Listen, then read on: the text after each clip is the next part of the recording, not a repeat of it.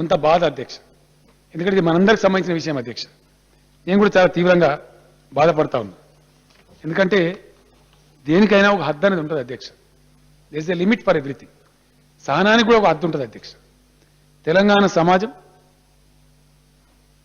సమైక్య రాష్ట్రంలో వలసవాదుల అహంకారం కింద చాలా క్షోభ అనుభవించింది అధ్యక్ష. చాలా భయంకరమైనటువంటి వివక్షకు గురైంది. భాష మీద, యాస మీద, సంస్కృతి మీద చాలా భయంకరమైన దాడి జరిగింది. అయినా మౌనంగా భరించినాం. గుడ్డ నీళ్ళు గుడ్డలో ఒక్కుకున్నాం. కూర్చున్న కానీ ఏడ్చినాం. Even now the tirade continues. అధ్యక్ష, ఇది ఎంత ఇది అధ్యక్ష, నాకు అర్థం కాదు. తెలంగాణ రాష్ట్రం అంటేనే ఒక ఈర్ష, ఒక అసూయ. ఈ రాష్ట్రం ఏర్పడేది అనే దీంతో ఒక న్యూనతాభావాన్ని కలిగించే ప్రయత్నం ఇక్కడ కొన్ని పత్రికలు చేస్తా ఉన్నాయి అధ్యక్ష. పని కట్టుకొని కొన్ని పేపర్లు, అందులో మరి ముఖ్యంగా ఆంధ్రజ్యోతి అనే పేపర్ అధ్యక్ష, ప్రతిరోజు విషయం కక్తా ఉంటుంది. మొహం సాటేసిన మంత్రులట. అంటే క్యాబినెట్లో అయిపోయినాయని నీకు పూజ కూర్చున్నట్టు చెప్తే చెప్పినట్టు, లేకపోతే మొహం చాటేసినట్ట.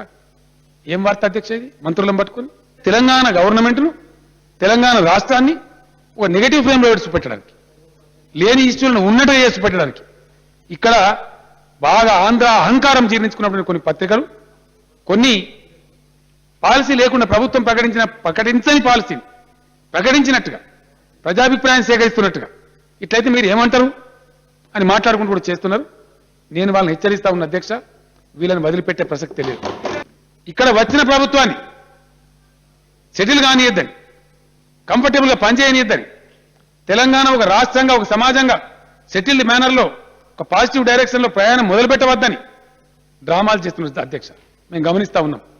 ఒక్కటే హెచ్చరిక చేస్తా ఉన్న అధ్యక్ష, చాలా తుఫాన్లు చూసినాం, చాలా విపత్కర పరిస్థితులు ఎదుర్కొన్నాం. నేను చాలా ముండి ఘటాన్ని. ఈ పిట్ట బెదిరింపులకు, ఈ లంగా ప్రచారాలకు ఎవరు భయపడటం లేడు అధ్యక్ష. నా గుండె మండి చెప్తావు ఈ మాట. ఏది చేసినా తట్టుకుంటాం, తగిన చర్యలు తీసుకుంటాం. ఈ రాష్ట్రాన్ని అద్భుతంగా భారతదేశంలో నిలబెట్టి చూపుతాం అధ్యక్ష.